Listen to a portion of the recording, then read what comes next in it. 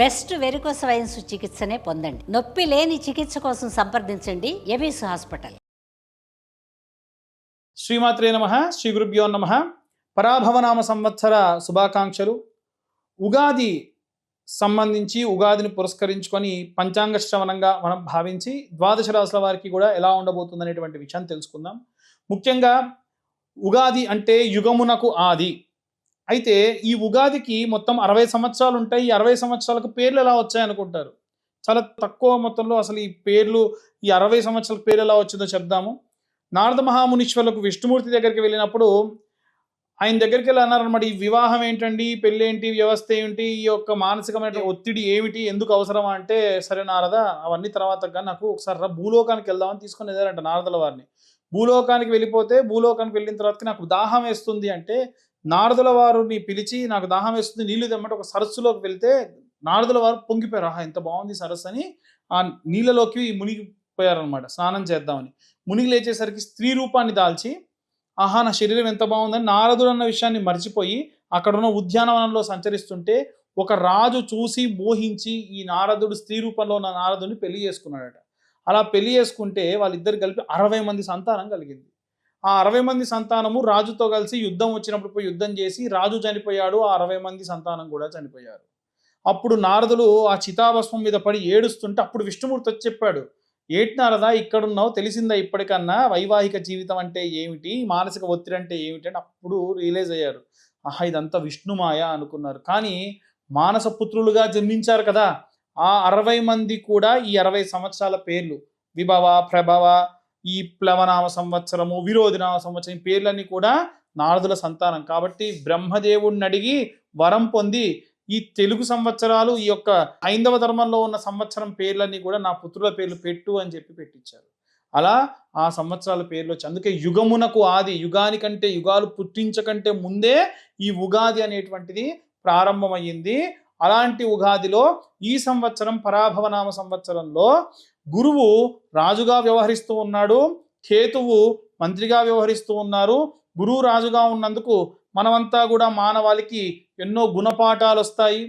రాజ్యాలు రాజులు కొట్టుకున్నప్పటికీ మనకు ప్రత్యేకమైన గుణపాఠం, ఎందుకంటే గురువు ఎప్పుడు కూడా శిక్షించి మరీ మనకు గుణపాఠాన్ని ఇస్తాడు. కాబట్టి అన్ని రాష్ట్రాల వారికి అన్ని గుణపాఠాలు ఈ సంవత్సరం అవుతాయి. కేతువు మంత్రిగా ఉన్న కారణం చేత వాతావరణంలో మార్పులు, మంచి ఎండాకాలం విపరీతమైన వర్షాలు పడవచ్చు, మంచి వర్షాకాలం విపరీతమైన ఎండలో ఉండొచ్చు.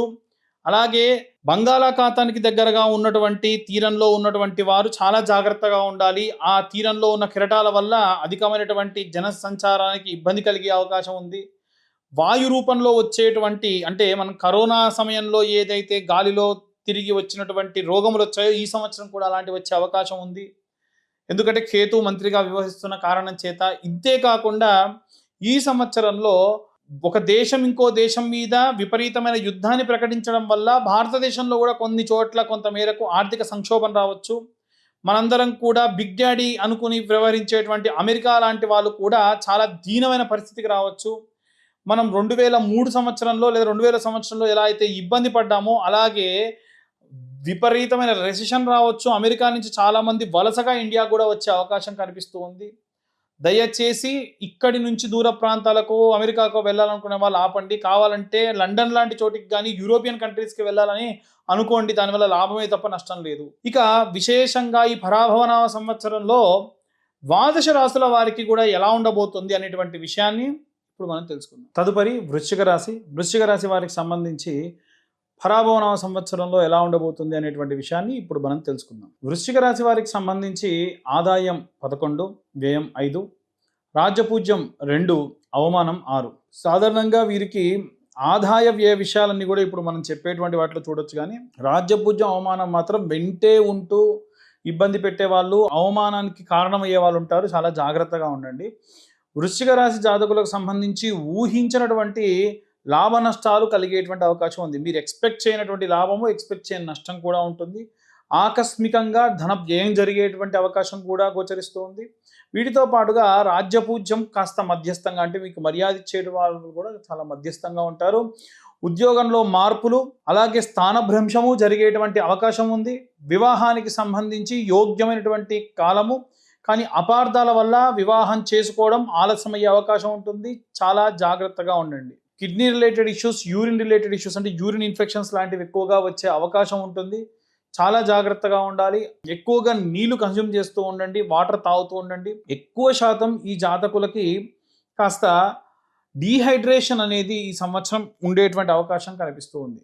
అలాగే విద్యార్థులకు సంబంధించిన విషయంలో చాలామంది పరిశోధనాత్మకమైనటువంటి విద్యలు చేస్తూ ఉంటారు. అంటే పిహెచ్డీలు చేయడం, ఎంఏలు చేయడం, డబుల్ పీజీలు చేయడం ఇలాంటివి చేస్తుంటారు. వాళ్ళు అందులో విజయం సాధిస్తారు, కానీ దాని మీదనే అలా ముందుకు వెళ్తూ ఉంటారు. గృహిణుల విషయానికి వస్తే మానసికమైనటువంటి ప్రశాంతత అవసరం. తొందరపడి మాట్లాడడం కానీ, తెలవక ఏదైనా సరే విషయాల్లో ఇన్వాల్వ్ అవ్వడం కానీ మీకు విశేషంగా ఇబ్బంది కలిగే అవకాశం ఉంటుంది. చేతి వృత్తులు చేసేటువంటి వారు ఎవరైతే ఉంటారో వారు రహస్య ఒప్పందాలు చేసుకోవడం, అంటే పై వారికి తెలవకుండా వీరే ఒప్పందాలు చేసుకొని లాభించే అవకాశం కనిపిస్తూ ఉంది. రాజకీయ నాయకులు ఎవరైతే ఉంటారో గోప్యంగా వ్యవహరించడం మంచిది. కాస్త సీక్రసీ మెయింటైన్ చేయండి. అనవసరంగా చెప్పకూడని విషయాలు ఎవరితో చెప్పడం వల్ల దాని వలన ఎక్కువ దూరం వెళ్ళిపోయి ఇబ్బంది పడే అవకాశం ఉంటుంది. సినిమా రంగానికి సంబంధించినటువంటి వాళ్ళు డైరెక్షన్ డిపార్ట్మెంట్స్లో ఉండేటువంటి వారికి ఈ సంవత్సరం చాలా బాగుంటుంది. అందులో కూడా కాస్త ఎవరైనా సరే ఎగ్జైట్ అయ్యేటువంటి విధంగా థ్రిల్లర్ సినిమాలు తీయడం కానీ, సైన్స్ ఫిక్షన్ సినిమాలు తీయడం వీరికి ఎక్కువగా లాభించే అవకాశం ఉంది. వృశ్చిక రాశి వారికి సంబంధించి శాంతి పరిహారాలకు సంబంధించిన విషయానికి వస్తే వృశ్చిక రాశి జాతకులు సుబ్రహ్మణ్యేశ్వర స్వామి యొక్క ఆరాధన చేయడం మంచిది. మంగళవారము కుజగ్రహ సంబంధితమైనటువంటి శాంతి హోమం నిర్వహించడం మంచిది. ఈ శాంతి హోమం చేసినప్పుడే శరవణ భవాయ విద్మహే కార్తికేయాయ ధీమహి తన్నో స్కంద ప్రచోదయాత్ అన్నటువంటి మంత్రంతో కూడా హోమం ఆచరించడం మంచిది. ఈ యొక్క ఎరుపు రంగు వస్త్రాలు వీరికి అనుకూలంగా ఉంటాయి కాబట్టి ఎరుపు రంగు దుస్తులు అంటే ఎక్కువ రెడ్ కలర్ కాకుండా రెడ్ కాంబినేషన్లో ఉండేటువంటి వస్త్రములు ధరిస్తే మంచిది. అలాగే మంగళవారం కాస్త కోపాన్ని నియంత్రించుకోండి. మీకు ఎప్పుడు కోపం వచ్చినా దానివల్ల ఇంట్లో విధ్వంసం జరిగే అవకాశం ఎక్కువగా కనిపిస్తూ ఉంది. కాస్త కోపాన్ని నియంత్రించుకోవడం చాలా ముఖ్యము. ఏదైనా సరే కారణం చేత పదార్థములు తగ్గించవలసినటువంటి అవసరం వస్తుంది. కొన్ని మీరు ఏదైనా సరే ధనం లేదనో లేకుంటే కాస్త మీరు ఏదైనా సేవింగ్స్ చేయాలనో ఇంట్లోకి తీసుకునేటువంటి వస్తువుల్లో మీరు ఏమైనా తగ్గించేటువంటి అవకాశం ఎక్కువగా గోచరిస్తుంది. వృశ్చిక రాశి వారికి సంబంధించి గురుగ్రహ సంచారముచే ఆరోగ్యాభివృద్ధి కలుగుతుంది. శని ప్రభావం వల్ల కృషి పెరుగుతుంది, మానసికమైన ఒత్తిడి పెరుగుతుంది. రాహువు గోచారంచే ఆకస్మికంగా మార్పులు, దూర ప్రాంతాలు ప్రయాణం చేయడం జరగవచ్చు. ఆర్థిక విషయానికి సంబంధించి జాగ్రత్త వహిస్తే మంచిది. వృశ్చిక రాశి వారు కాస్త కోపాన్ని నియంత్రించుకోవాలి. ఎందుకు ఇన్నిసార్లు చెబుతూ ఉన్నానంటే ఎక్కువ లవణంతో తీసుకునేటువంటి పదార్థాలు, ఉప్పు పదార్థాలు కూడా తగ్గిస్తే మంచిది. అలాగే ఏదైనా రహస్యం చాలా ఆస్పెక్ట్స్లో చూసాం మనం, రహస్యము చెప్పకూడని విషయాలు చెప్పడం అని పదే పదే చెప్పాం. కాబట్టి ఏదైనా విషయం రహస్యంగా ఉంచాలంటే అలాగే రహస్యంగా ఉంటే మంచిది. కాస్త జాగ్రత్త అవసరము.